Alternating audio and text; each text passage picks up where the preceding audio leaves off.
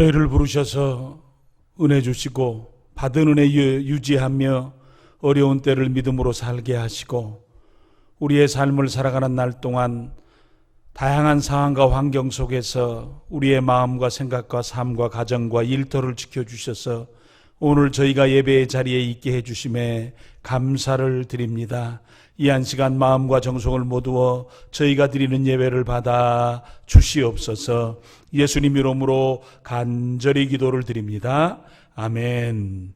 전능하사 천지를 만드신 하나님 아버지를 내가 믿사오며 그 외아들 우리 주 예수 그리스도를 믿사오니 이는 성령으로 잉태하사 동정녀 마리아에게 나시고 본디오 빌라도에게 고난을 받으사 십자가에 못 박혀 죽으시고 장사한 지 사흘 만에 죽은 자 가운데서 다시 살아나시며 하늘에 오르사 전능하신 하나님 우편에 앉아 계시다가 저리로서 산 자와 죽은 자를 심판하러 오시리라. 성령을 믿사오며 거룩한 공회와 성도가 서로 교통하는 것과 죄를 사하여 주시는 것과 몸이 다시 사는 것과 영원히 사는 것을 믿사옵나이다. 아멘. 너희 만민들아 손바닥을 치고 즐거운 소리로 하나님께 외칠지어다. 지존하신 여호와는 두려우시고 온 땅의 큰 왕이 되심이로다. 여호와께서 만민을 우리에게 나라들을 우리 발 아래 복종하게 하시며 우리를 위하여 기업을 택하시나니 곧 사랑하신 야곱의 영화로다. 하나님께서 즐거운 함성 중에 올라가시며 여호와께서 나팔 소리 중에 올라가시도다. 찬송하라, 하나님을 찬송하라, 찬송하라, 우리 왕을 찬송하라. 하나님은 온 땅의 왕이심이라. 지혜의 시로 찬송할지어다. 하나님이 뭇 백성을 다스리시며 하나님이 그의 거룩한 보좌에 앉으셨도다. 문 나라의 고관들이 모이며 아브라함의 하나님의 백성이 되도다. 세상의 모든 방패는 하나님의 것이며 그는 높임을 받으시리로다. 아멘. 아멘.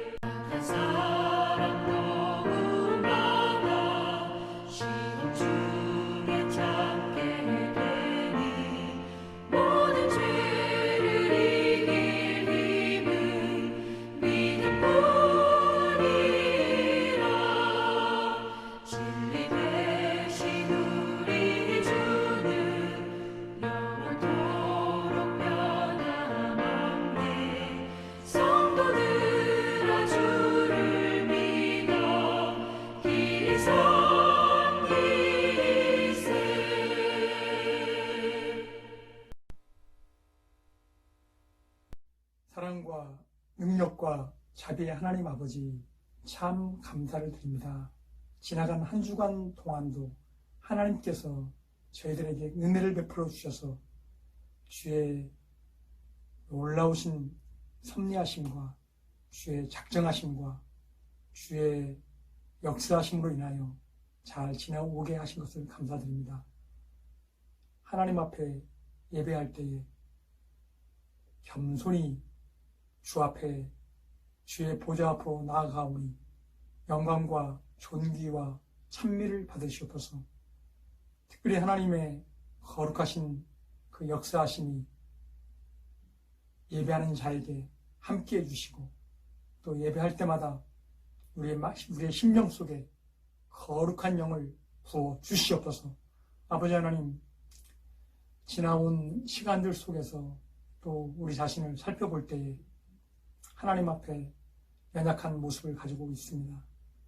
특별히 주의 말씀대로 순종하고 주의 말씀대로 이행하고 주의 말씀을 잘 받들어 살아야 함에도 불구하고 때때로 참으로 헛된 탐욕과 인간적인 어리석은 허영심과 또 하나님의 말씀과 하나님의 그 귀한 언약과는 상관이 없는 헛된 이기심에 노출되어 있을 때가 많이 있습니다. 아버지 하나님, 불쌍히 여겨주시고 어리석은 모든 교만과 또 잘못된 불순종과 또 모든 죄들을 십자가의 보혈로 속량하여 주시옵소서. 특별히 금년에 중국의 우한 바이러스, 코로나 바이러스를 통하여서 저희들이 깨달은 바가 많고 생각하는 바가 많이 있는데 주의 백성들이 하나님의 자녀들이 하나님의 거룩한 성도가 주의 말씀을 통하여서 더욱더 하나님의 뜻을 살피고 하나님의 역사하심을 깊이 볼 수 있도록 저희들의 눈을 열어 주시옵소서. 귀한 목사님 말씀을 전하실 때에 거룩한 능력으로 역사해 주시고 말씀 속에 생명이 있사오니 우리가 이 귀한 말씀을 잘 받아서 그 말씀대로 온전히 준행하도록 저희들에게 역사해 주시고 또 순간순간 우리의 삶 속에 찾아오는 여러 가지 어려운 문제들을 쉽게 맡길 때에 참 평강과 참 능력으로 역사해 주시옵소서. 무릇 지킬 만한 것보다 더욱 내 마음을 지키라. 주께서 신이 말씀하실 때에 우리의 마음속에 여러 가지 무거운 죄들과 어려운 일들과 모든 문제들을 다 예수님 앞에 내어놓고 오직 주님의 뜻대로 주의 말씀대로 진행할 수 있도록 주여 거룩한 영을 부어 주시옵소서. 그리하여서 참으로 에스겔 골짜기의 마른 뼈들이 살아남과 같이 아론의 지팡이에서 귀한 싹이 생기고 또 귀한 역사가 일어나는 것처럼 저희의 삶 속에 저희들의 성도들의 삶 속에 저희 생각교회의 모든 역사 가운데 이 나라 이 민족 가운데 새로운 귀한 역사가 있도록 주여 도와 주시옵소서. 예배할 때에 온전히 하나님 영광 받아 주시고 저희들에게는 한량없는 은혜로 함께하여 주시옵소서. 감사를 드리옵고 거룩하신 예수님의 이름으로 기도하옵나이다. 오늘 함께 은혜 받으실 하나님 말씀은 로마서 16장 21절에서 27절까지의 말씀입니다. 나의 동역자 디모데와 나의 친척 누기오와 야손과 소시바더가 너희에게 문안하느니라. 이 편지를 기록하는 나 더디오도 주 안에서 너희에게 문안하노라. 나 온 교회를 돌보아주는 가이오도 너희에게 문안하고 이성의 재무관 에라스도와 형제 구아도도 너희에게 문안하느니라. 나의 복음과 예수 그리스도를 전파함은 영세전부터 감추어졌다가 이제는 나타나신 바 되었으며 영원하신 하나님의 명을 따라 선지자들의 글로 말미암아 모든 민족이 믿어 순종하게 하시려고 알게 하신 바 그 신비의 계시를 따라 된 것이니 이 복음으로 너희를 능히 견고하게 하실 지혜로우신 하나님께 예수 그리스도로 말미암아 영광이 세세 무궁하도록 있을지어다. 아멘. 우리 서로 함께 축복하며 인사하겠습니다. 주 안에 사랑하고 축복합니다. 아직도 코로나 상황이 완전히 정리되지 않아서 우리가 정상적으로 예배하지 못하고 있는데 혹시 다양한 상황 가운데서 가정에서 예배드리는 우리 사랑하는 식구들의 마음과 생각과 삶, 가정, 일들을 지키시는 하나님의 은혜가 풍성하시기를 소원합니다. 오늘은 로마서 마지막 설교를 하게 됩니다. 로마서 16장 바울 사도의 마지막 이야기가 무엇인지 잠시 나누시겠습니다. 바울 사도가 세상을 떠나시기 전에, 순교하시기 전에 약 한 10년 정도 전에 로마서가 쓰여지게 됩니다. 맨 마지막 바울 사도가 이 로마서는 직접 쓰신 것이 아니라 대피를 했다라고 대필자인 더디오가 22절에 그 사실을 분명하게 밝히고 있습니다. 바울 사도는 사실 교회에 편지를 쓰실 때에 자필로 쓰시기를 원했습니다. 갈라디아 교회에도, 골로새 교회에도, 데살로니가 교회에도, 또 빌레몬에게도, 고린도 교회에게도 자필로 쓰시기를 원하셨어요. 그래서 갈라디아서 6장 11절 말씀해 보면 내 손으로 너에게 일으킨 큰 글자를 쓴 것을 보라. 골로새 4장 18절에는 나 바울은 친필로 문안하노니 내가 매인 것을 생각하라. 데살로니가후서 3장 17절에는 나 바울은 친필로 문안하노니 이는 편지마다 표시로서 이렇게 쓰노라 하셨습니다. 빌레몬서 1장 19절에는 나 바울이 친필로 쓰노니 내가 갚으려니와 하셨고, 고린도전서 16장 21절에 나 바울은 친필로 너희에게 문안하노니 하셨습니다. 편지는 누가 쓰느냐가 참 중요합니다. 저에게도 편지가 좀 오는 편입니다. 어떤 경우는 겉만 보고 버려버리는 경우가 있어요. 속도 보지 않고 버리는 게 있어요. 광고물들. 또 편지가 오기는 왔지만 다양하게 오는 편지들이 있어요. 요즘에는 이단들도 교회에 굉장히 많은 신문도 보내고 뭐 잡지도 보내고 합니다. 특별히 그런 것을 볼 때 그저 쓰레기통에 버리곤 합니다. 그런데 정말 가보고 싶었고 그리고 소중하게 생각했던 로마의 편지를 쓸 때 다른 곳에 쓸 때 친필로 쓰셨는데 왜 로마의 편지를 쓸 때는 대필을 하셨을까라는 생각을 해보게 됩니다. 먼저 갈라디아 교회의 편지를 쓸 때도 사실 큰 글씨로 직접 썼다 그랬습니다. 큰 글씨로 썼다는 것은 갈라디아 교회 성도들이 자신이 보낸 편지를 정확하게 알아볼 수 있도록 큰 편지로 쓰셨다고 하는 것일까요? 아니면 바울 사도가 눈이 좀 불편해서 큰 글씨로 쓰셨다고 하신 것일까요? 갈라디아서 4장 15절에 보면 너희의 복이 지금 어디 있느냐? 내가 너희에게 증언하노니 너희가 할 수만 있었더라면 너희 눈이라도 빼어 나에게 주었으리라 하셨습니다. 그러니까 갈라디아 교회는 바울 사도를 얼마나 사랑했든지 바울 사도에게 눈이라도 빼어 주고 싶을 정도의 좋은 마음을 서로 가지고 있었습니다. 그것을 볼 때 바울 사도의 눈이 상당히 불편했다는 사실을 저희들이 생각해 볼 수 있습니다. 그러니까 바울은 태생적으로 시력이 나쁠 수도 있겠죠.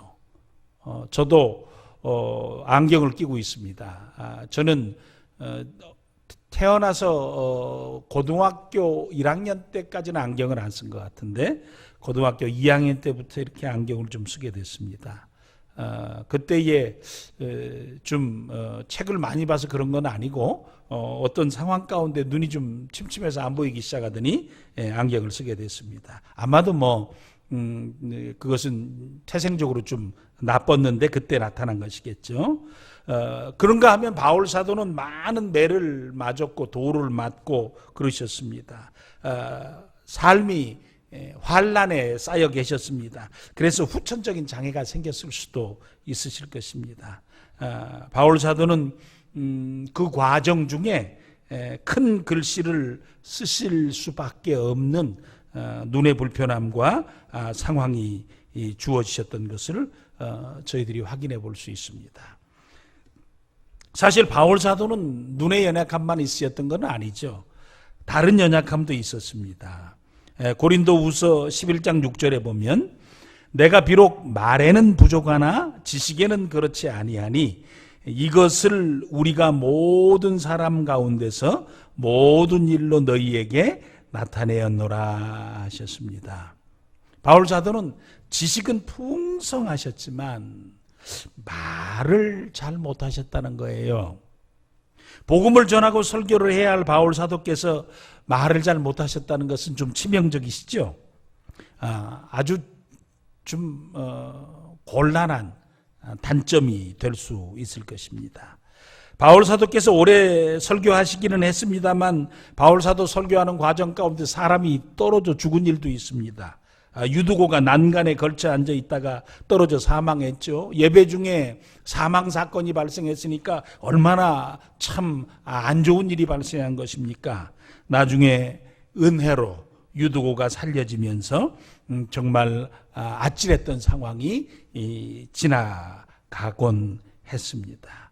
바울 사도 말씀 전할 때 언어적인 연약함이 있었다라고 스스로 고백하십니다. 그럼에도 불구하고 바울 사도는 마지막까지 자신의 사역을 감당하시면서 복음을 전했고, 바울 사도께서 많은 기적을 행하셨지만 말을 잘 못하는 바울 사도께서 순교하시기까지 복음을 전하셨으며 그로 인한 결실이 있었다는 것이 은혜요 가장 큰 기적 중에 하나일 것입니다. 바울 사도는 대필하기도 했고, 눈이 좋지 않아서 대필하기도 했고, 또 언어적 부족함도 있었습니다. 일반적으로 사람은 부족하면 잘 안 씁니다. 또 직원으로 뽑지도 않습니다. 그런데 하나님께서는 그렇지 않으시다는 것입니다. 능한 사람은 능한 대로 쓰시고 연약한 사람은 연약한 대로 사용하신다는 것입니다. 그렇게 우리는 우리 자신에 대해서 나는 부족한 것이 너무 많아 하면서 그래서 나는 하나님께 특별한 의미가 없을 거야 라고 생각하는 것은 스스로를 오해하는 것이다 라는 것입니다. 하나님께서는 내가 부족하셔도 다양한 방법으로 나를 도우시고 채우셔서 하나님께서 하실 일을 감당하도록 사용하시고 도와주신다라는 것입니다. 우리가 너무나 잘 아는 대로 40세까지 모세는 말이 능하고 학문이 뛰어난 자였습니다. 자신도 알고 있었습니다. 그런데 애굽에서 살인했고 도망해서 광야에서 40년을 살면서 80이 된 모세는 입이 둔하고 말을 잘 못하는 사람이 되었습니다. 스스로 그렇게 생각했습니다. 그래서 자신은 하나님 시키시는 일을 하고 싶어도 할 수 없다고 이야기를 합니다. 그때 하나님께서 결국은 내 말 잘하는 형 아론이 있지 않느냐, 그가 너에게 오고 있다 하시면서 아론을 붙여주셔서 부족한 모세의 언어의 문제를 해결해 주셨습니다. 하나님께서는 모세가 자신은 너무 부족하니 보낼 만한 자를 보내소서라고 했을 때 화를 내시기도 하셨지만 그래도 약점을 보완해 주시면서 끝까지 사용해 주셨다는 것입니다.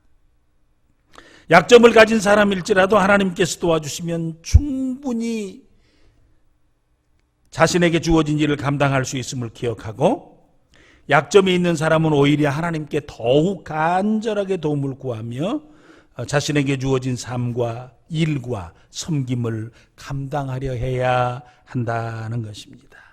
또 우리가 약점을 가진 사람을 만났을 때는 그 사람이 가진 약점 때문에 할 수 있는 일도 못하도록 하는 것이 아니라 그 사람의 약점을 보완해 주어서 약점이 있음에도 불구하고 일을 잘 감당하도록 도와주려고 애를 써야 한다는 것입니다. 하나님께서는 그렇게 일하시기 때문에 하나님께서는 그렇게 일을 돕는 자들을 기뻐하신다라는 것입니다.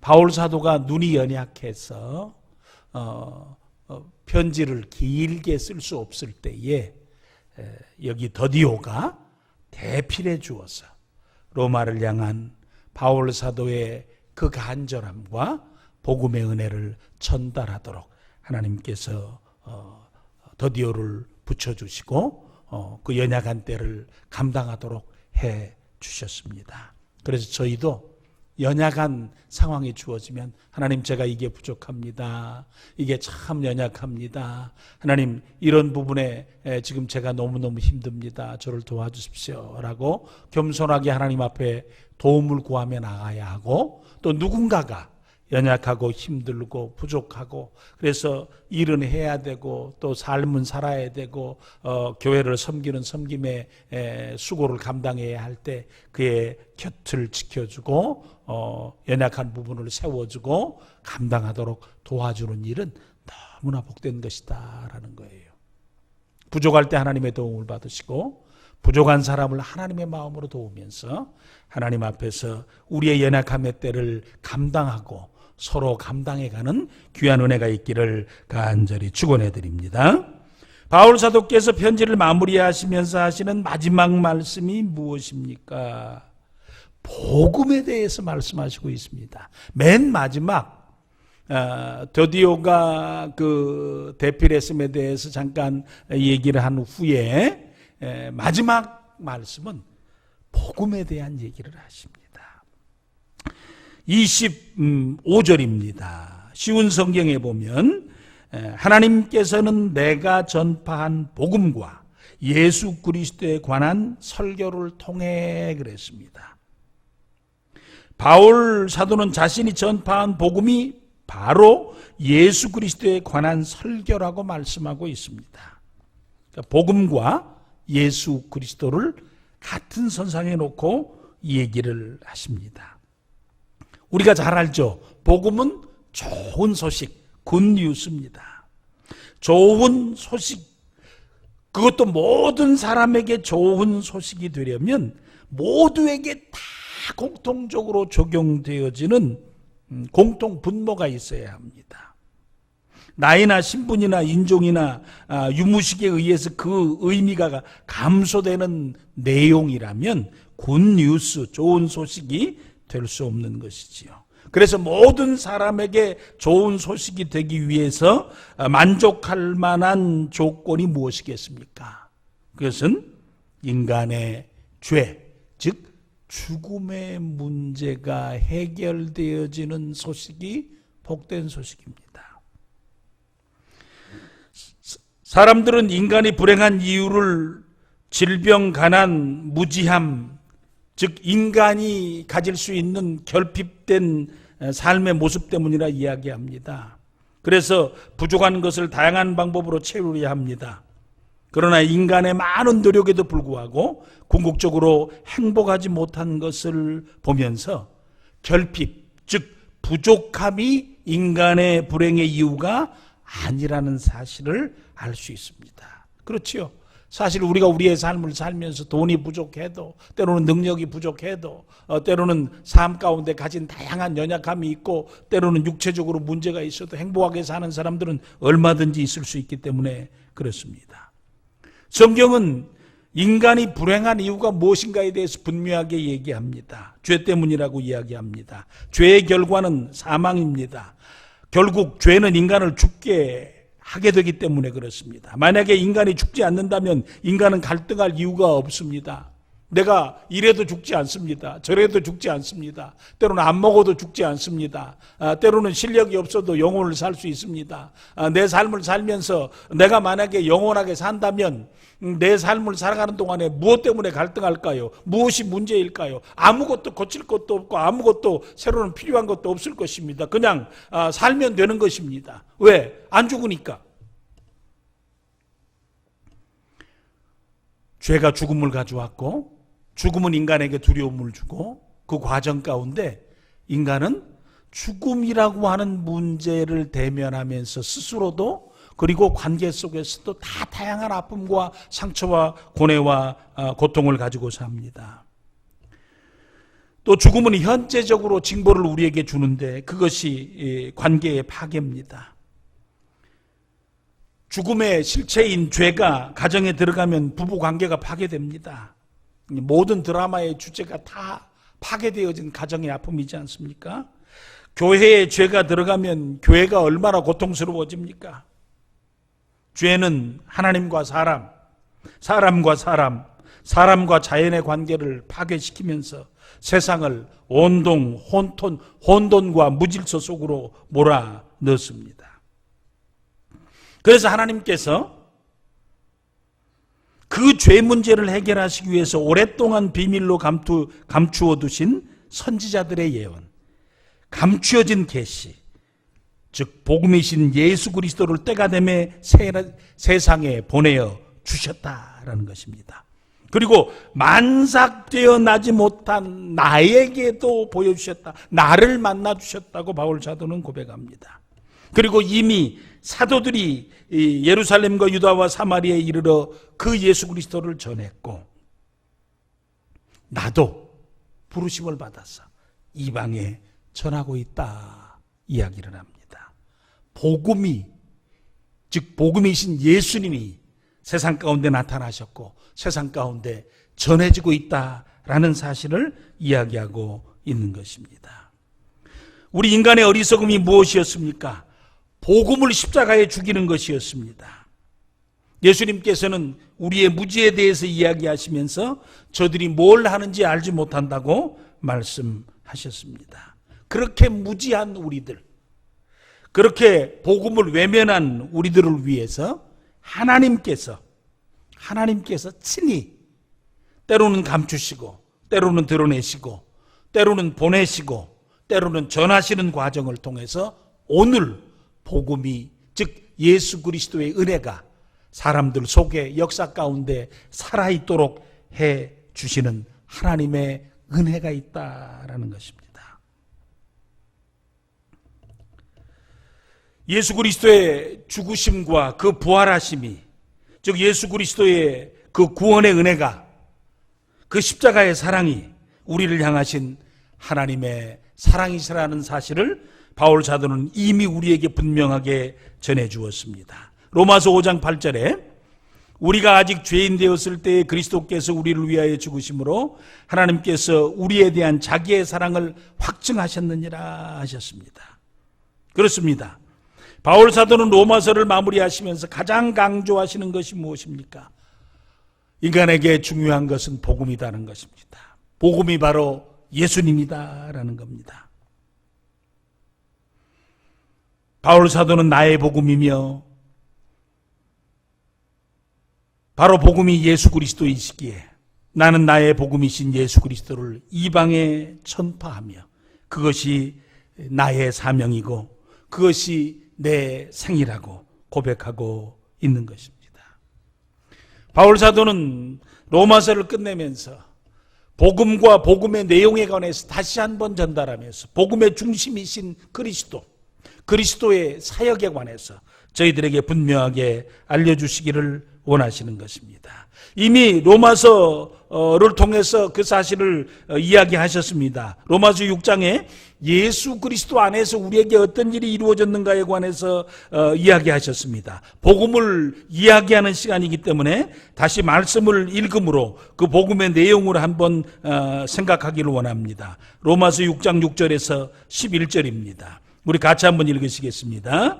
우리가 알거니와 우리의 옛사람이 예수와 함께 십자가에 못 박힌 것은 죄의 몸이 죽어 다시는 우리가 죄에게 종노릇하지 아니하려 함이니 이는 죽은 자가 죄에서 벗어나 의롭다 하심을 얻었음이라. 만일 우리가 그리스도와 함께 죽었으면 또한 그와 함께 살 줄 믿노니 이는 그리스도께서 죽은 자 가운데서 살아나셨음에 다시 죽지 아니하시고 사망이 다시 그를 주장하지 못할 줄을 알미로다. 그가 죽으심은 죄에 대하여 단번에 죽으시며 그가 살아계심은 하나님께 대하여 살아계심이니 이와 같이 너희도 너희 자신을 죄에 대하여는 죽은 자요 그리스도 예수 안에서 하나님께 대하여는 살아있는 자로 여길지어다. 아멘.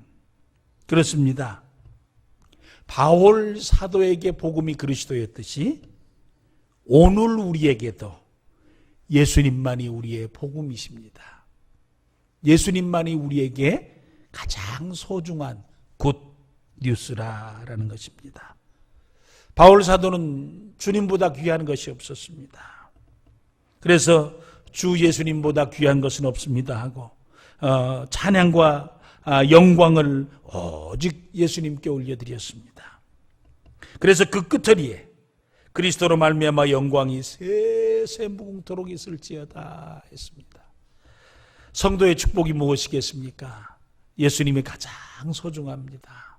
내게 오직 굿뉴스는 복음이신 예수님밖에 없습니다. 예수님께 찬양과 영광과 경배를 올려드립니다. 구원의 은혜 주신 것 다시 감사로 하나님 앞에 올려드리며 찬양과 영광과 경배를 우리 주님께 올려드리는 귀한 신앙의 고백을 가지고 믿음의 삶을 살아가시는 저와 우리 사랑하는 식구들 되시기를 간절히 축원해 드립니다. 신학자요 목회자인 발두인은 복음에 대해서 이렇게 고백했습니다. 나는 20대 철학과 종교에 대해서 다양하게 공부를 하였습니다. 그때 나는 기독교가 말하는 복음이 내가 공부한 철학과 종교에 비해 너무나 단순하다 생각했습니다.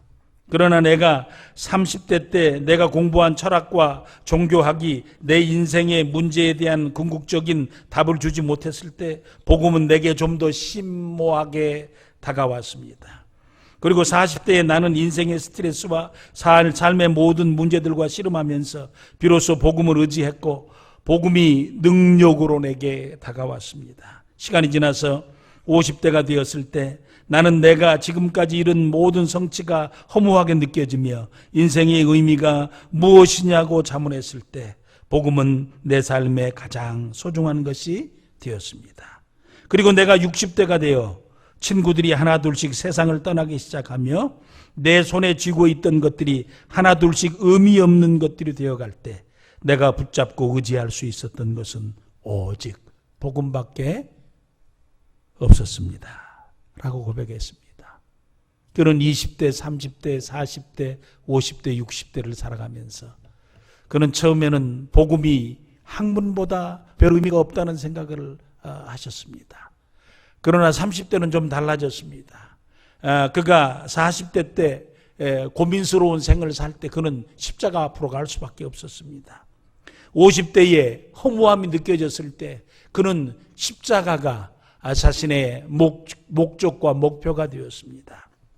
60대에 그에게 죽음이 다가왔을 때 세상의 모든 것이 그에게는 아무것도 붙잡을 것도 의미 있는 것도 없었습니다.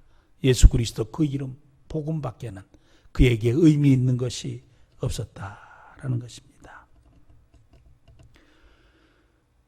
바울 사도도 똑같은 고백을 같이 나눕니다. 그는 자신의 생애를 살면서 그 사실을 누구보다 정확하게 깨닫고 자신의 모든 것이며 전부인 복음을 이방에 전파했습니다. 그리고 자신에게 그 기회를 주신 하나님께 끊임없이 감사하며 다가갔습니다. 하나님 너무너무 감사합니다. 나에게 복음을 전할 자로서의 삶을 살게 해주신 것이 너무 감사합니다. 라고 고백하며 하나님 앞에 섰습니다. 복음이신 예수님을 전하는 바울 사도께서 인간에게 가장 소중한 것이 무엇인가를 마지막에 한마디로 덧붙여 주십니다. 그것은 자기가 들은 복음을 믿고 순종하는 것이다 라는 것입니다. 예수님 당시에도 누가 치료와 기적을 경험하고 은혜를 받았습니까? 예수님 겉옷만 만져도 나음을 얻을 것이라고 믿고 겉옷을 만진 12회를 혈루병으로 고생했던 여인이었습니다. 다윗의 자손이여 불쌍히 여겨달라고 보지 못하기에 더욱 소리질러 어디 계신지 모르는 예수님을 창에 부르짖을 수밖에 없었던 소경 바디메오가 은혜를 경험했습니다. 개들에게는 줄 것이 없다고 말씀하시는 예수님, 그러나 개들에게도 주인의 상에서 떨어지는 부스러기를 먹습니다 라고 부스러기 은혜를 구했던 수로보네게야 그 여인이 자녀의 온전함의 치유를 경험하게 되었습니다. 이들의 공통점은 무엇입니까? 다 문제를 가진 사람들이었습니다. 그것도 자신이 풀 수 없는 문제, 아니 그 시대의 사람들이 풀 수 없는 고통스러운 문제를 가진 사람들이었습니다. 그런데 그들은 예수님에 대해서 들었습니다. 그리고 자신들의 문제를 가지고 예수님께 나와왔습니다. 그리고 예수님의 말씀을 듣습니다. 그리고 예수님을 때로는 만지기도 하고 예수님을 부르짖기도 하고 예수님을 향해 나오기도 하고 또 끈질기게 예수님의 말씀에도 예수님의 때로는 무시함에도 굴복하지 않고 예수님을 붙잡고 그 은혜의 부스러기를 구하며 예수님을 향해 다가섰습니다. 예수님을 믿고 예수님의 말씀을 믿는 그들에게 주어진 것은 축복이었습니다. 말할 수 없는 은혜였습니다. 사람이 줄 수 없는 것, 사람이 회복시켜 줄 수 없는 것, 그들은 귀신으로부터 그리고 질병으로부터 연약함으로부터 모두 회복되어져서 하나님께서 주시는 은혜와 치유의 축복을 경험하고 자신들의 생애를 살게 되었습니다. 믿음의 사람들이, 복음을 믿는 믿음의 사람들이 받는 것이 치유와 은혜의 축복을 경험하며 그 시대에서 하나님이 주신 분복과 축복으로 인하여 충만한 삶을, 그리고 기쁨의 삶을, 회복의 삶을 살게 되었습니다. 오늘 우리에게도 누려져야 될 축복과 분복이 바로 그 복이라고 생각합니다. 하나님, 우리에게는 세상 사람들과 달리 예수님 믿는 믿음의 분복을 주셨사오니 그 믿음을 잘 간직하고 또 믿음으로 우리의 생애를 하나님 앞에 서서 살면서 하나님을 믿는 자, 하나님의 살아계심을 믿는 자, 하나님의 나라를 믿고 상주심을 믿는 자로서 우리의 생애를 멋지게 살도록 도와주시옵소서. 믿음으로 살도록 도와주시옵소서. 고백하며 살아야 할 것입니다. 히브리서 기자는 히브리서 4장 2절에 이렇게 우리에게 이 얘기를 합니다.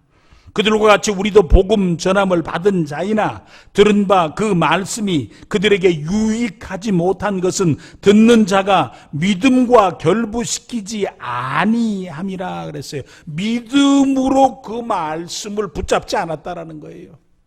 말씀은 말씀이고 내 삶은 삶이지라고 믿음과 삶을 떨어뜨렸어요.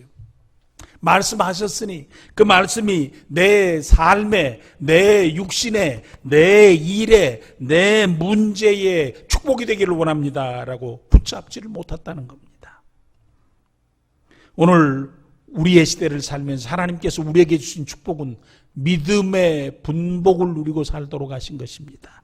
우리가 하나님 말씀을 읽고 하나님을 듣고 그리고 우리의 삶을 살아가는 날 동안 하나님 믿는 자의 분복, 하나님을 알고 믿는 자의 축복이 우리 삶 가운데 있어서 정말 하나님이 유익해 하시는 삶, 합력하여 서로를 이루는 복된 삶이 우리의 분복이 되게 하여 주시옵소서라고 믿음의 복을 누리시는 저와 우리 사랑하는 식구들 되시기를 간절히 축원해 드립니다. 또 예수님께서 그 시대를 향해 칭찬하셨던 사람이 있습니다. 우리가 너무나 잘 아는 백부장이었죠. 하인의 치료를 위해서 예수님께 부탁했습니다. 우리 집에 오셔서 우리 좀 하인 종을 고쳐주십시오. 예수님 오고 계셨습니다. 생각해 보니까 아닙니다. 예수님 오실 거 없고 그냥 말씀만 해 주십시오. 내 정도로 오라 하면 오고 가라 하면 갑니다. 말씀하시면 그 말씀대로 되어질 줄 믿습니다.